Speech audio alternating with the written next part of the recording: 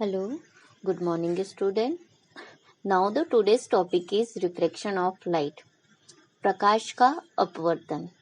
अब आप सभी जानते हैं कि प्रकाश क्या होता है। सबसे पहले प्रकाश सीधी रेखा में गमन करता है। इट मीन्स कि light travels in a straight line. मतलब हमेशा जब भी प्रकाश चलेगा या मूव करेगा एज ए स्ट्रेट लाइन में ही मूव करेगा, राइट। कभी आपने सोचा है कि अगर जो लाइट रे हमारी मूव हो रही है एज ए स्ट्रेट लाइन में, उसको अगर हमें डायरेक्शन चेंज करना है तो क्या हम उसकी डायरेक्शन चेंज कर सकते हैं क्या? कभी उस लाइट को हम बेंड कर सकते हैं क्या? मतलब मोड़ सकते हैं क्या? कर सकते हैं क्या? नहीं।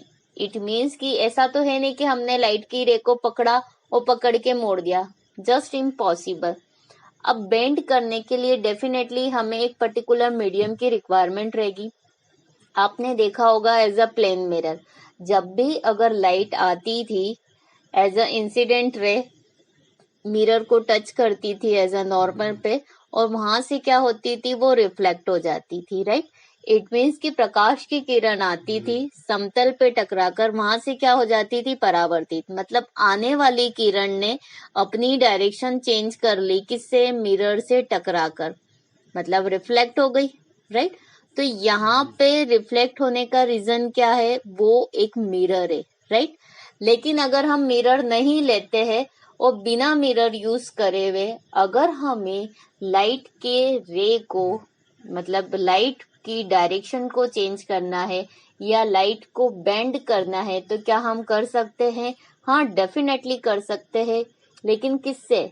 इसके लिए हमें पर्टिकुलर एक ट्रांसपेरेंट मीडियम की रिक्वायरमेंट रहेगी। मतलब एक ऐसा मटेरियल चाहिए कि जिसमें से रे पास तो हो जाए लेकिन थोड़ी सी अपनी डायरेक्शन चेंज कर ले या थोड़ी सी वो बेंड हो जाए।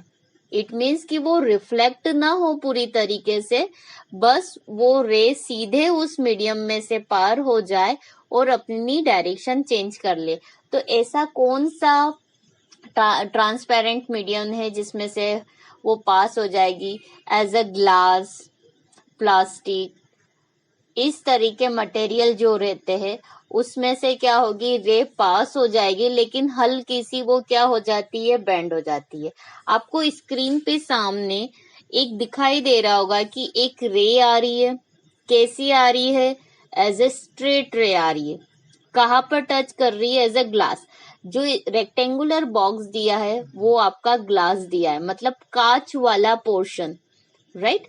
जैसे ही कांच वाले पोर्शन में एक प्रकाश की किरण एंटर करती है, तो एंटर करने पे डेफिनेटली प्रकाश की किरण उसी कांच में से होकर जाएगी, मतलब उसी ग्लास में से होकर जाएगी। लेकिन जैसे ही उस कांच में से होकर जाती है, इट मीन्स ग्लास में से पास होती है, तो थोड़ी सी वो अपनी लाइन से क्या हो जाती है, बेंड हो जाती है। मतलब थोड़ी सी झुक जाती है, बेंड हो गई। तो जिस पॉइंट से वो बेंड होती है उस बेंड को ही हम क्या बोलते हैं? Reflection of light. मतलब लाइट का बेंड होना ही रिफ्लेक्शन ऑफ लाइट कहलाता है, राइट। तो इससे ये कंक्लूजन निकलता है कि जब light travels in a straight line in one material, मतलब जब लाइट ट्रेवल करती है वन मटेरियल में, तब वो कैसी मूव करती है, कैसी ट्रेवल करती है? एज ए स्ट्रेट लाइन में। मतलब जब तक लाइट एक ही मीडियम में रहती है तब तक हमेशा लाइट स्ट्रेट लाइन ही मूव करती है। लेकिन जैसे ही लाइट वन मीडियम से अनादर मीडियम में जाती है तो उसके कारण क्या हो जाती है, लाइट बेंड हो जाती है। इट मीन्स कि light bends when it travels from one material to another। आप स्क्रीन पे देख रहे होंगे कि फर्स्ट मीडियम क्या है, एयर। एयर में से एक लाइट आ रही है, मतलब इंसिडेंट रे आ रही है। जैसे ही वो दूसरे मटेरियल मतलब ग्लास में एंटर कर रही है, राइट, तो वो वहां से क्या हो जाएगी, बेंड। बेंड होने को ही क्या बोलते हैं हम, रिफ्लेक्शन ऑफ लाइट। इसका मतलब कि जब पहले वाले मीडियम से दूसरे वाले मीडियम में रे जैसे ही एंटर करती है वह अपनी डायरेक्शन चेंज कर लेती है, राइट। डायरेक्शन चेंज कर लेती है। इट मीन्स कि रिफ्रैक्शन ऑफ लाइट की डेफिनेशन क्या हो गई? Refraction is the change in direction of light when it is travelling oblique from one medium to another medium. मतलब रिफ्रैक्शन क्या होता है कि जब वह अपनी डायरेक्शन चेंज करती है। कब करती है? डायरेक्शन कब चेंज करती है? जब वह पहले वाले मीडियम से दूसरे वाले मीडियम में प्रवेश करती है, तो होने वाले डायरेक्शन चेंज को ही हम क्या बोलते हैं? प्रकाश का अपवर्तन बोलते हैं।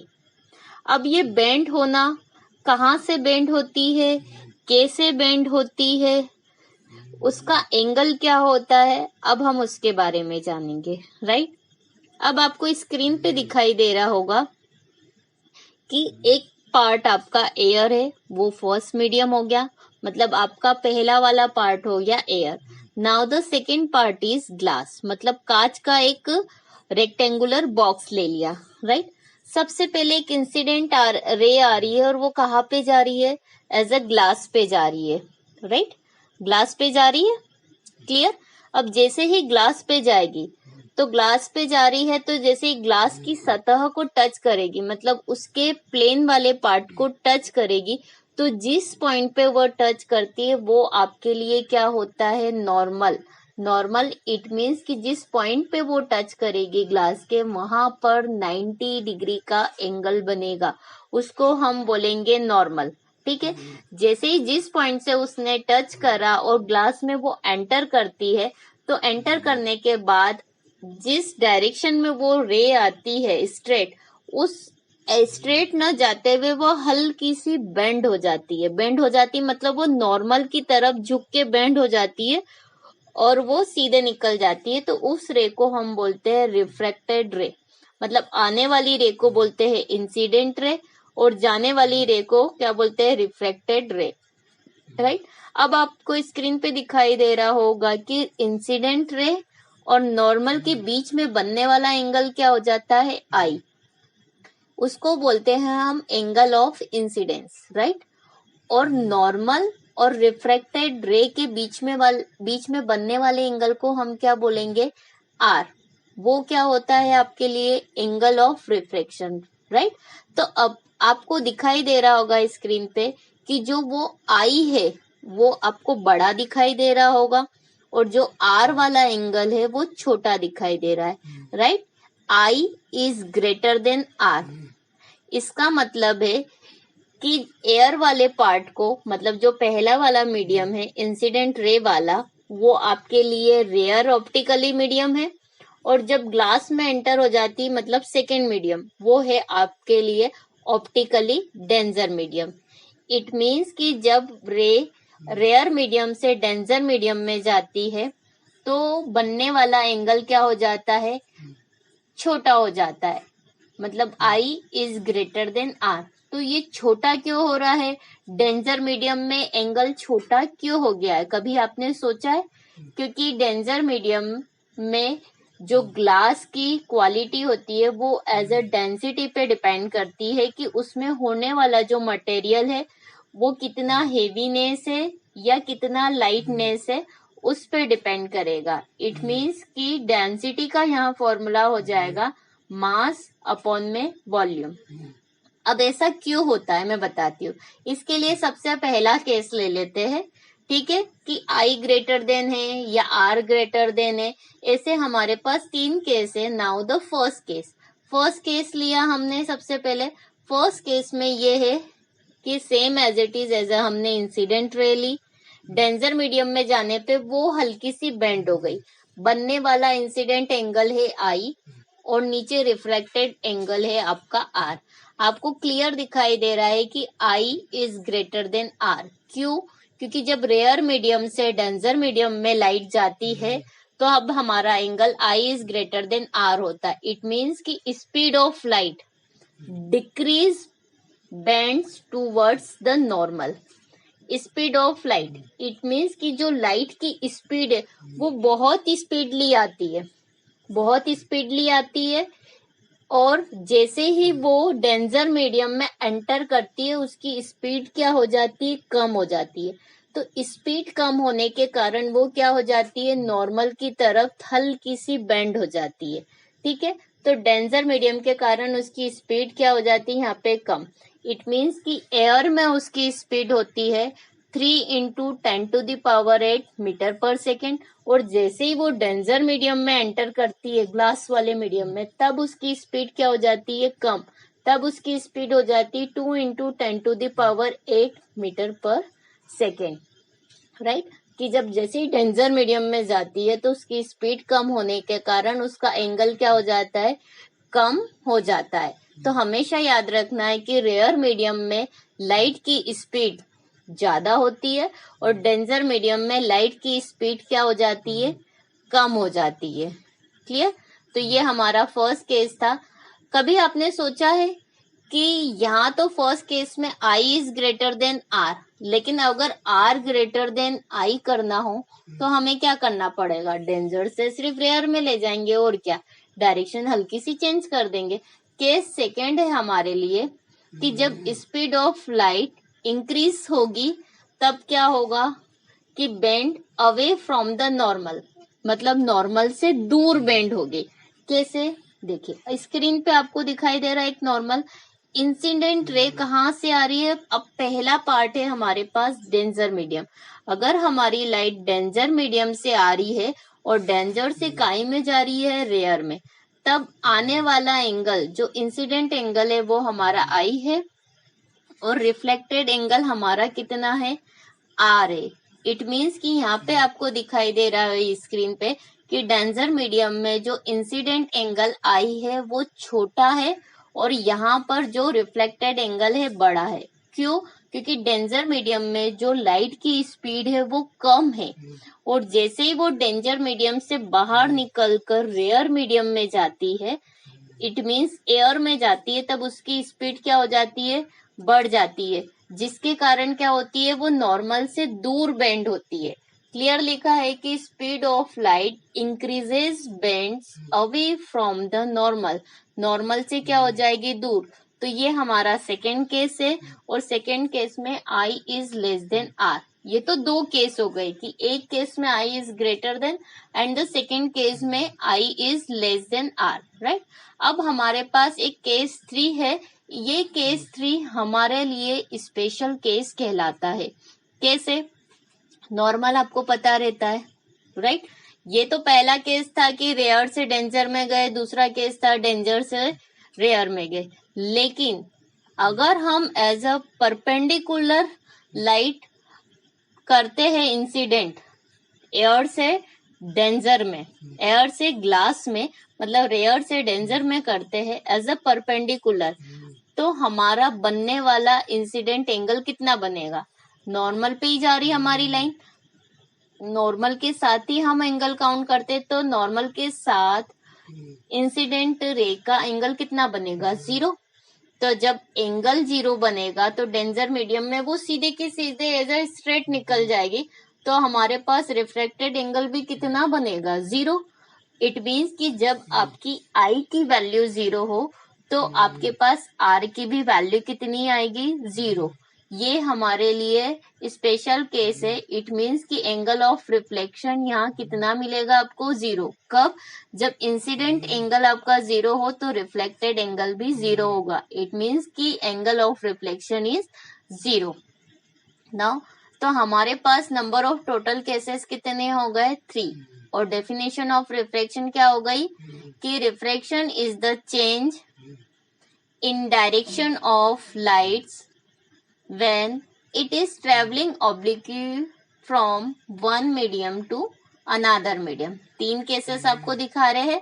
Case first is I is greater than R, second case I is less than R, and the third case is I is 0 implies that R is 0। Clear? अब ये तो हो गया रिफ्लेक्शन की डेफिनेशन। कभी आपने उसका एग्जाम्पल देखा है एवरीडे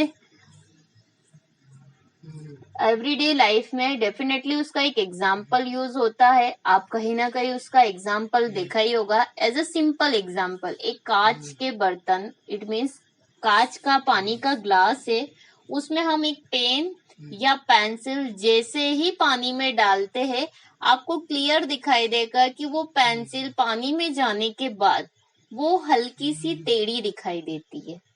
अभी पेंसिल वाला ऊपर का पार्ट काई में है, एयर में है। ट्रांसपेरेंट पार्ट क्या हो गया, एज अ वाटर ग्लास हो गया, राइट।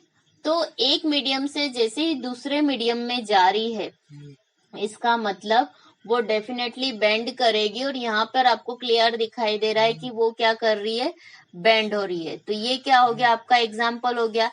तो आप कॉपी में सबसे पहले रिफ्लेक्शन ऑफ लाइट की डेफिनेशन लिखेंगे, फिर उसका ये एक डायग्राम बनाएंगे, और फिर उसके दो पार्ट है, right. Now the first part is, if the velocity of light in medium is more than medium is called optical rare, right. कि ऑप्टिकल रेयर मीडियम में वेलोसिटी ऑफ लाइट क्या होती है, ज्यादा होती है। इट मीन्स उसकी स्पीड ज्यादा होती है। मैंने बताया था ना कि रेयर मीडियम में लाइट की स्पीड क्या होती है, ज्यादा, और डेंजर मीडियम में उसकी स्पीड क्या होती है, कम। और सेकेंड केस इसी में आ गया, if the velocity of light in the medium is less then medium is called optically danger, right. तो एग्जाम्पल के इसमें यहाँ पर कितना क्या आ जाएगा हमारे पास, कि कौन सा पार्ट की स्पीड सबसे ज्यादा होती है, कि ग्लास की डेंसिटी क्या होती है। मतलब एग्जाम्पल क्या हो गया, glass is more denser than air, मतलब ग्लास की जो डेंसिटी होती है वो क्या होती है, ज्यादा होती है, राइट। अब हिंदी में आपको मैं बता देती हूँ कि डेफिनेशन क्या हो जाएगी। प्रकाश का अपवर्तन क्या हो जाएगा, कि जब प्रकाश एक माध्यम से दूसरे माध्यम में तिरछा होकर जाता है, तो दूसरे माध्यम में इसके संचरण की दिशा परिवर्तित हो जाती है। इस परिघटना को क्या बोलते हैं, प्रकाश का अपवर्तन कहते हैं। ये परिभाषा है प्रकाश के अपवर्तन की, राइट। और मैंने आपको क्लियर समझाया था कि जब प्रकाश की किरण विरल माध्यम से सघन माध्यम में जाती है तो अभिलंब की ओर मुड़ जाती है। विरल मतलब रेयर मीडियम, सघन मतलब डेंजर मीडियम, राइट। तो जब प्रकाश की किरण विरल माध्यम से सघन माध्यम में जाती है तो अभिलंब की ओर मुड़ जाती है, और जब प्रकाश की किरण सघन माध्यम से विरल माध्यम में जाती है तो वो अभिलंब से दूर हट जाती है, राइट। तो ये आज का हमारा टॉपिक था। आपको इसकी डेफिनेशन नोट डाउन करना है, एक डायग्राम बनाना है, और इसके 2 पॉइंट आपको नोट डाउन कॉपी में करना था। तो आज का हमारा ये टॉपिक था reflection of light, it means प्रकाश का अपवर्तन।